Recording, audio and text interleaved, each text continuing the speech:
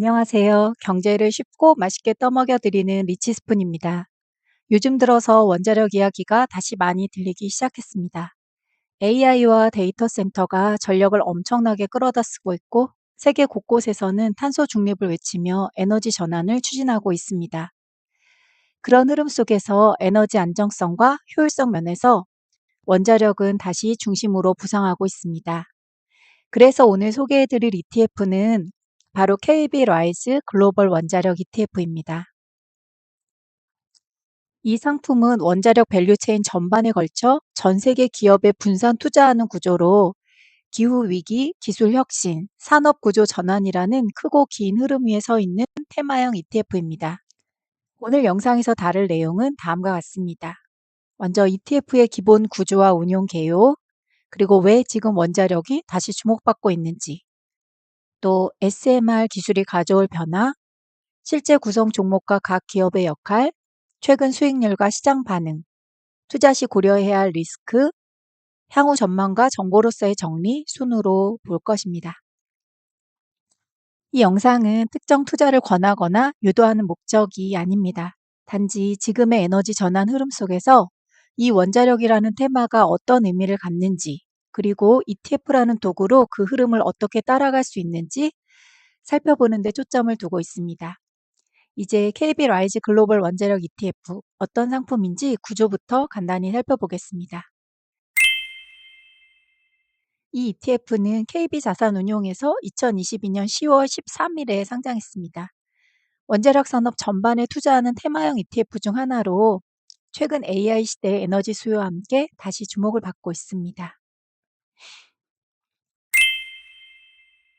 이 ETF는 아이셀렉 글로벌 원자력 지수를 추종합니다. 이 지수는 원자력과 관련된 글로벌 기업들로 구성되어 있는데요.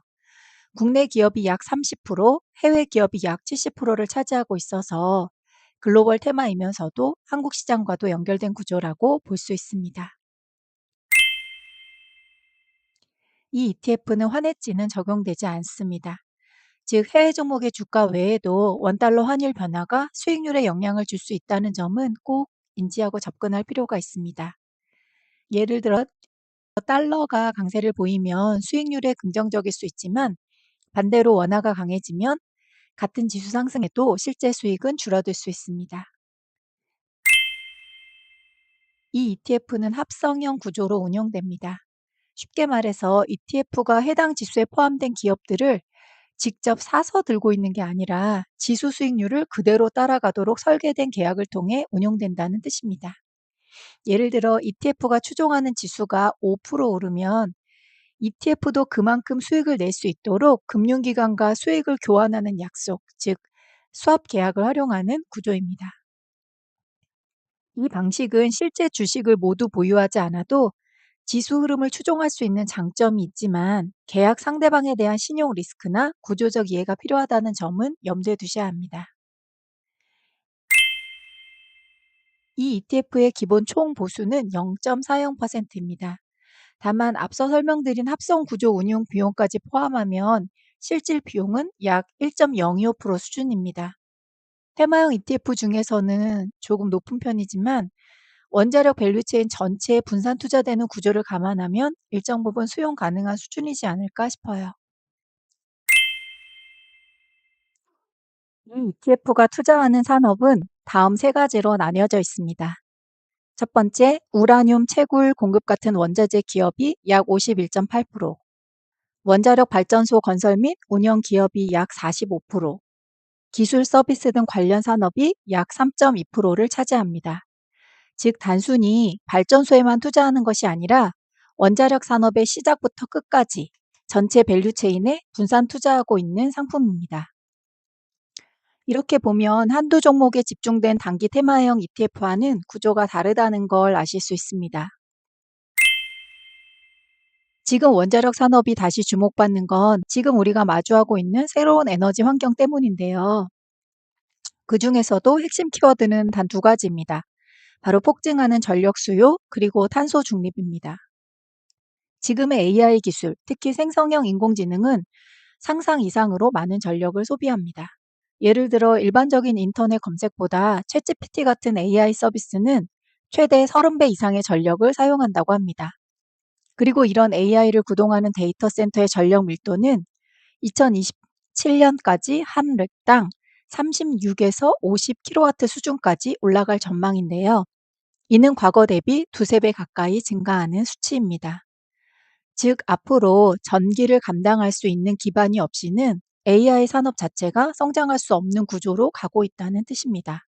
한편으로 전 세계는 탄소 중립 목표에 따라 석탄, 석유 같은 화석 연료 의존도를 줄이고 있습니다. 하지만 풍력이나 태양광 같은 재생에너지만으로는 기저전력, 즉 날씨와 상관없이 안정적으로 공급할 수 있는 전기를 확보하기가 어렵습니다. 그래서 유럽연합은 2050년까지 원자력 발전 용량을 3배 이상 확대하겠다고 선언했고, 미국도 SMR 기술 지원을 국가 차원의 정책으로 추진하고 있습니다. 2025년 5월에는 트럼프 행정부가 SMR 상용화를 위한 행정명령을 발표했을 정도로 정책적 드라이브도 강하게 걸고 있습니다. 원자력은 단위 전력 생산 비용이 킬로와트당 0.03달러 수준으로 석탄이나 태양광보다도 낮습니다. 태양광이 약 0.04달러이고 석탄은 약 0.05달러입니다. 즉, 탄소도 적게 내고 비용도 낮으면서 안정적으로 전력을 공급할 수 있는 실용적 대안이라는 점에서 원자력이 다시 주목받게 된 것입니다. 정리해보자면 전력 수요는 계속 늘고 재생에너지로는 감당하기 어려운 틈이 분명히 있고 그 공백을 메우는데 원자력이 실질적인 대안으로 부상하고 있다는 겁니다. 방금 원자력이 다시 주목받고 있다는 흐름을 짚었는데요. 그 중심에는 단연 SMR, 즉 소형 모듈 원전 기술이 있습니다. 최근 몇 년 사이 이 SMR은 단순한 차세대 기술이 아니라 원자력 산업 자체를 재편할 열쇠로 주목받고 있습니다. 전통적인 대형 원자력 발전소는 설계부터 인허가, 건설까지 보통 7에서 10년 이상이 걸립니다. 부지도 넓어야 하고 초기 비용과 안전 설비에 들어가는 자금도 상당합니다. 반면 SMR은 구조 자체가 다릅니다. 모듈화된 표준 설계를 바탕으로 대부분의 부품을 공장에서 미리 만들어낸 뒤에 현장에서 조립하는 방식으로 설치됩니다. 이 덕분에 건설 기간이 대폭 줄어들고 전체 소요 기간이 3에서 5년 내외로 단축될 수 있다는 것이 현재까지의 예상입니다. 무엇보다 규모가 작고 유연하게 배치 가능하다는 점에서 도심 외곽, 산업단지, 원거리 지역 등 다양한 장소에 적용 가능성이 열려 있다는 게 강점입니다. SMR은 단지 작은 발전소에 그치는 게 아니라 그 활용 범위는 훨씬 넓습니다. 예를 들어 그린 수소 생산, 군사기지나 극지방 같은 전력 공급 사각지대, 심지어 우주 탐사용 에너지원으로까지 활용 가능성이 논의되고 있습니다. 기존 원전이 국가 기반 인프라였다면 SMR은 산업 단위, 전략적 거점 단위로 분산 배치가 가능한 시스템이라는 점이, 그리고 이 ETF는 바로 그런 흐름에 발맞춰 SMR과 관련된 주요 기업들에 선제적으로 투자하고 있는 구조입니다. 를 이해할 때 가장 중요한 건 이 안에 어떤 기업들이 실제로 담겨 있는가입니다. KB 라이즈 글로벌 원자력 ETF는 원자력 산업의 다양한 단계에 걸쳐 있는 국내외 핵심 기업들의 분산 투자하는 구조입니다. 이제부터 이 ETF에 포함된 상위 5개 종목을 중심으로 그 기업들이 어떤 역할을 하는지 살펴보겠습니다. 먼저 첫 번째로 컨스텔레이션 에너지, 비중은 약 25%입니다. 미국 최대 전력 공급 회사 중 하나로 보유한 발전 설비 중 원자력이 차지하는 비중이 약 67%에 이릅니다. 기존 원자력 발전을 안정적으로 운영하고 있고 SMR 기술 도입도 적극적으로 준비 중인 기업입니다. 이 ETF에서 가장 높은 비중을 차지하고 있는 이유도 미국 원자력 인프라의 중심 역할을 하고 있기 때문입니다. 두 번째로는 케메코, 캐나다 회사인데요. 비중은 약 21.5%입니다. 전 세계 우라늄 생산 기업 중 가장 규모가 큰 회사 중 하나입니다. 원자력 발전소의 핵심 연료인 우라늄을 안정적으로 공급하는 역할을 하고 있습니다. 최근에는 미국 정부와 전략적 공급 계약을 맺는 등 에너지 안보 측면에서도 주목받고 있는 기업입니다. 세 번째로는 우리나라 기업인 두산 에너빌리티, 비중은 약 10.3%입니다. 국내에서 원자로 설계, 제작, 유지 보수까지 담당하는 대표적인 원전 기술 기업입니다. 최근에는 SMR 개발에도 본격적으로 참여하고 있어서 한국형 차세대 원전 기술을 선도하는 역할을 하고 있습니다. 한국 종목 중에서는 가장 높은 비중으로 편입되어 있습니다. 네 번째로는 BWX 테크놀로지. 비중은 약 8.8%이고요. 미국 방산과 원자력 기술 분야에 특화된 기업입니다. 특히 SMR 관련 부품과 기술 개발에 강점을 갖고 있으며 미국 정부와 협력해서 소형 원자로 개발을 진행 중에 있습니다. 민간과 국방 모두에서 SMR 기술 상용화의 핵심 기업으로 평가됩니다. 다섯 번째로는 우리나라 기업인 HD 현대일렉트릭. 비중은 약 6.8%이고요. 원전과 연계된 전력기기, 변압기 등 전력 인프라 부품을 생산하는 기업입니다. 원자력 발전소에서 만들어진 전력을 안정적으로 송전하고 배분하는 역할을 하고 있습니다. AI 데이터 센터 등 전력 수요가 급증하는 환경에서 인프라 기업으로 주목받고 있습니다. 이처럼 ETF 구성 종목을 보면 단지 한 분야만이 아니라 우라늄 채굴, 원자로 제작, 전력 생산, 전력 전달까지 원자력 산업 전체 흐름에 맞춰 고르게 배분되어 있다는 것이 보여집니다. ETF가 갖춰야 할 가장 큰 강점인 테마에 대한 분산된 접근이라는 점에서 이 상품은 꽤 잘 짜여진 구성을 갖추고 있다고 볼 수 있습니다. 이제 이 ETF가 실제로 어떤 성과를 보여줬는지 살펴볼 차례입니다. 구조나 테마도 중요하지만 결국 성과가 따라주지 않으면 그 의미가 제한적이니까요.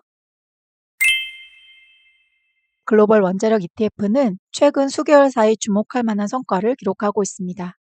1개월 수익률은 27.93%, 1년 수익률은 32.62%, 연초 이후 수익률은 25.89%, 상장 이후 누적 수익률은 무려 146.72%입니다.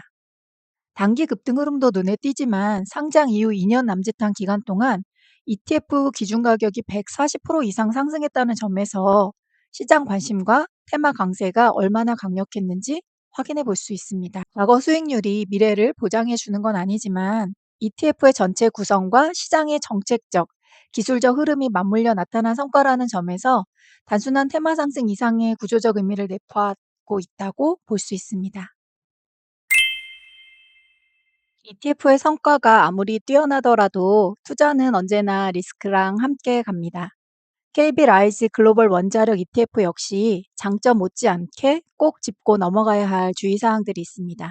하나씩 살펴볼게요. 먼저 첫 번째, 정책 리스크.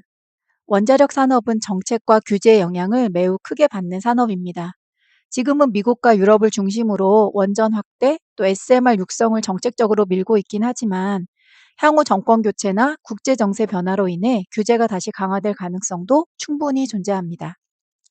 하나의 기술이 정치적 판단에 따라 부침을 겪을 수 있다는 점, 그건 원자력이라는 테마의 구조적인 특성이기도 합니다. 두 번째로는 기술 리스크. SMR은 아직 본격 상용화 단계에 진입한 기술은 아닙니다. 여전히 여러 국가와 기업들이 설계, 인허가, 실증 단계를 밟고 있는 중입니다. 그래서 기술적 불확실성, 예상보다 느린 진척, 안정성 논란 등은 투자 심리에 영향을 줄 수 있는 요인입니다. 실제 사고가 발생한다든지 상용화 지연이 발생할 경우 관련 ETF의 가격에도 영향이 있을 수 있습니다. 다음으로 환율 리스크. 이 ETF는 환해지가 적용되지 않은 상품입니다. 즉 해외 종목의 성과뿐 아니라 원달러 환율 변화도 수익률에 영향을 미칩니다. 달러 강세가 이어질 경우에는 플러스 요인이 되지만 반대로 원화 강세 전환 시엔 환차손이 발생할 수 있는 구조입니다. 특히 환율 변동성이 커지는 시기에는 실질 수익률이 예상과 달라질 수 있다는 점은 꼭 유념하셔야 합니다. 이 ETF는 다음과 같은 투자자에게 잘 맞을 것으로 생각됩니다.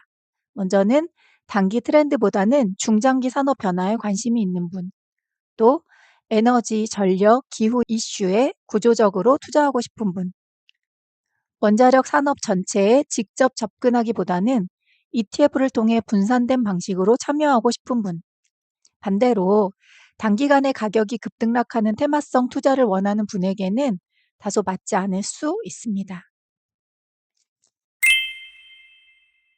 지금까지 KB 라이즈 글로벌 원자력 ETF를 중심으로 원자력 산업의 구조, 기술 변화, 시장 반응, 그리고 투자 관점에서 정보까지 함께 살펴봤는데요. 마지막으로 오늘 내용을 간단히 핵심만 정리해 보겠습니다.